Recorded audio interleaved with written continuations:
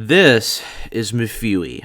He just got 98% on Sonic Wave, a level that has been on the cusp of being verified for over a year now. Mefewe, a player who at this time's easiest demon was Decode, was 4 so clicks away from creating one of the greatest underdog stories in not only Geometry Dash history, but in the history of gaming in general. Unfortunately for Mefewe though, luck was not on his side that day. Even worse was that he would never end up beating this level. This was as close as it would get. This got me thinking though. Everyone celebrates the greatest moments in history, but people tend to forget the moments where people came up just short. Let's take a look at some of the biggest what-if moments in this game's illustrious history. It's August 12th, 2015. An old veteran called Riot had just verified a new level. You might have heard of it before. It's called Bloodbath. This level dwarfed any other level in difficulty at the time. After many months of hard work, Bloodbath was finally released to the public. Playing-wise, Riot was in a class of his own for a long time, and was the undisputed greatest player of all time. Less to say, it would take quite a while for another person to beat Bloodbath. We fast forward to early 2016. The race to beat Bloodbath was heating up for the final time. After many months of grinding from hundreds of players, it ended up coming down to just 3 people. Mabio 1, who had 71%, which was a record at the time, Quasar, who was behind but was making fast progress, and Serve, the faraway favorite to become the level's first ever victor. The day is March 10th, 2016, and Serve was on a run. He got the G-Boys part, the home stretch of the level, and did this.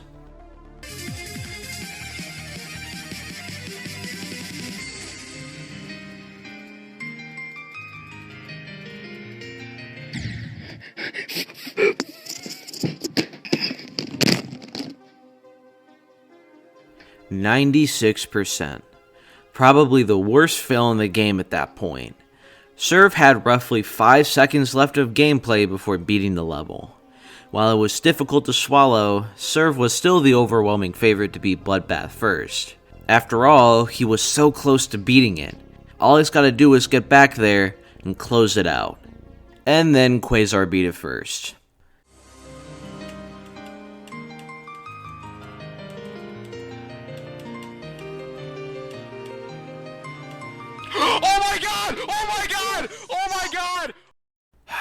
Well, that just happened. To make matters even worse for Serve, he had the nerve to call him out immediately after he beat it. It's over! It's over! Get wrecked, Serve! Get freaking Serve! You can't help but to feel for this guy. Imagine getting 96% on the hardest level in the game, your rival beats it before you do, and then you get absolutely destroyed after he does. Get wrecked, Serve! Yikes. Luckily for Serve though, at least he would end up beating the level. But Quasar will forever be remembered as the first ever Bloodbath victor. Soon after, a creator called Manix built an unofficial sequel to Bloodbath, a remaster of the level with 2.0 decorations and an extension to the end of the song. Being the first ever victor of Bloodbath, Quasar became the first ever person to attempt Bloodlust. This makes you think though, what if Serve was the first ever person to beat Bloodbath? Manix might have given him the copy instead of Quasar. I'm not sure what Serve would have done with Bloodlust, but he very well could have verified it. At that point, I have no idea what would have happened. The game would look a lot different now if Serve just closed Bloodbath out. Either way, this never happened. After Bloodlust was completed, shortly after, Quasar dropped Bloodlust due to school and a pain in his index finger due to playing the game excessively. With no other option, Manix decided to give the level to another person. You might know him now, but then, it was just some Dutch player you kinda knew. We now go from August 2016 to June of 2017. Bloodlust has been in the works for over a year now. People are starting to get frustrated with how slow the progress was coming. Nababoy was still verifying it, but people are longing to see some progress. But then, he got 76%, which is pretty deep into the extension. People consider the extension to be after the point where the original level, Bloodbath, ends. The extension is also the hardest part of the level, so this was great progress to see. 5 days later though, Nobleboy was on a really good run. He got past 76%, beat this really weird part, and got past Terran. This was it, the home stretch. There's no way he can mess this up. Dude, what the fuck? Really? Yeah. This is probably the most well-known fail in the game, but even so, it's still incredibly painful to watch. As if it wasn't bad enough already though, he got 97% and then 98% again. More time drags on and the community is starting to get annoyed. Nobleboy wasn't having fun, the community wasn't having fun, you could tell that it was time for a change. And then someone stole Bloodlust. Oddly enough, this was the wake-up call that Nobleboy needed to beat the level, and on February 20th, 2018, with 121,000 attempts, Nobleboy finally verified Bloodlust. Fortunately, this story has a happy ending. On January 26, 2018, Riot uploaded a video announcing a level he'd had in the works for a while now. The level, of course, was Tartarus, a new top 1 demon.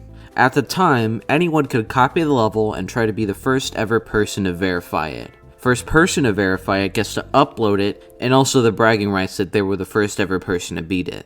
In 2019 now, an unknown player named Molzy started attempting the fabled level. He was also the first person to make serious progress as well. He got 32, then 45, 61, 64, and then on March 29th, 91%.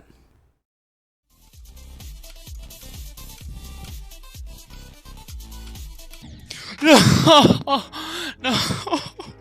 No! 91 is already a big fail for the community standards, and this alone would be grounds for making it into the video, but just a few months later, this happened.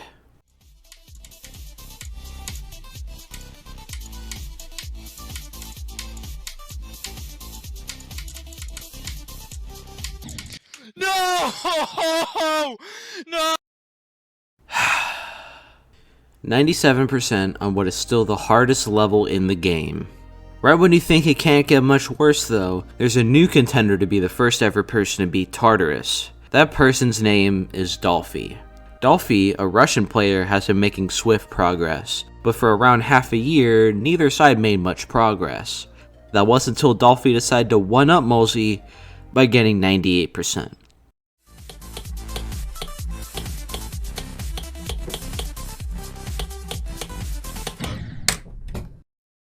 Literally the last possible place you can crash, and he did it.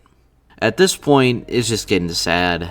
Both contenders are at a standstill, until on January 6, 2020, Molzy came up just short as Dolphy became the first ever person to ever beat Tartarus. As usual, the community went crazy, but after Molzy beat it a few months later after Dolphy, his copy was the one that got featured. What happened? Well, people were accusing Dolphy of beating Tartarus illegitimately, so Molzy's was the one that got raided.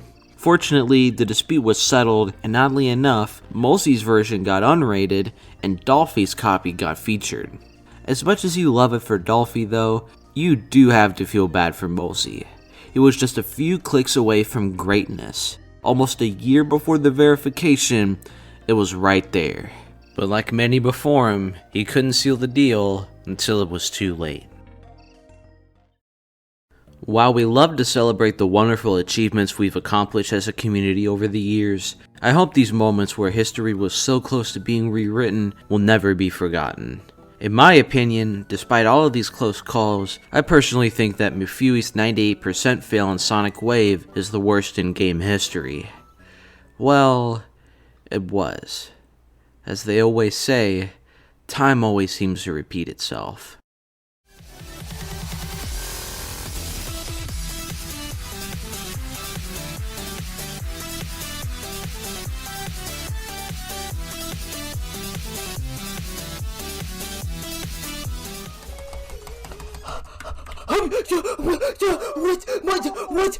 What? No!